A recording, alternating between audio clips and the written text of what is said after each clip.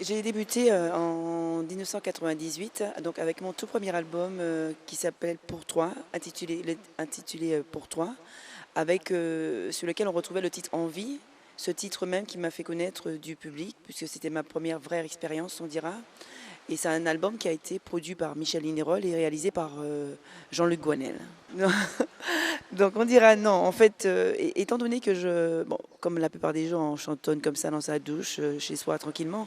Mais en réalité, ça a commencé lors des grandes tournées que nous avions, puisque, pour la petite histoire, j'ai été quand même effectivement pendant des années danseuse professionnelle. C'était ma première passion. Et donc j'ai travaillé notamment avec Joël Usul et d'autres. Hein. Et donc durant ces tournées, ces grandes tournées, on s'amusait à chantonner avec l'artiste avec lequel on tournait à cette époque.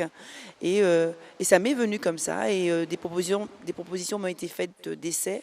Et au fur et à mesure, jusqu'à ce que ma toute première expérience, c'était avec Frédéric Lima, justement, qui m'a permis de poser ma voix sur un album, son premier album. Et c'est de là qu'on m'a découvert quand je suis venue en Martinique. À cette époque, il y avait la Big Vadrouille, Radio Bleu et autres. Et c'est là que Michel m'a repéré et qui m'a proposé. Michel Lignerolles, absolument, m'a repéré, il m'a proposé, il m'a dit Karine, je vais être le premier à te produire.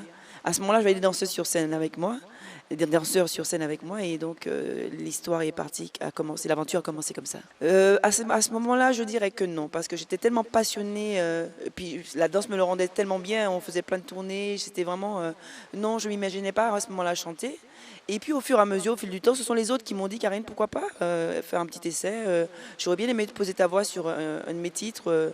Et voilà, c'est comme ça au fil du temps que je me suis dit pourquoi pas. Et l'opportunité s'est présentée et je ne pouvais pas dire non à ce moment-là.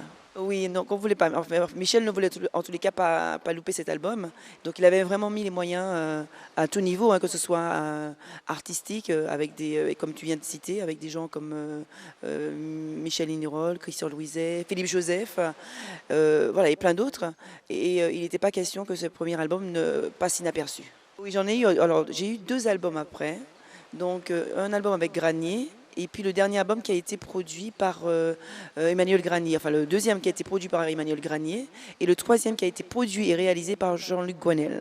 Voilà, donc c'était vraiment les 3 grosses expériences d'albums que j'ai eues. Et ma foi, je pourrais dire que j'ai quand même vécu les expériences de gros studios à cette époque et je suis une chanceuse par rapport à ça. À cœur ouvert, je veux simplement dire les choses qu'on ne... Voilà, le dire de manière franche, tout simplement. Donc, j'ai eu envie, au travers de ce titre, parler de choses qui me sont peut-être plus personnelles, et puis les dire ouvertement. Voilà.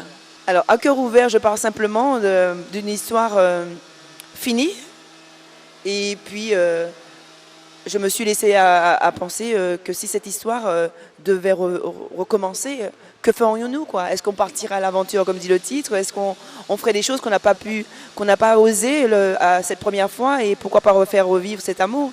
Donc oui, c'est une pensée. J'avais envie de mettre cette pensée par écrit, que ce soit d'actualité ou pas aujourd'hui.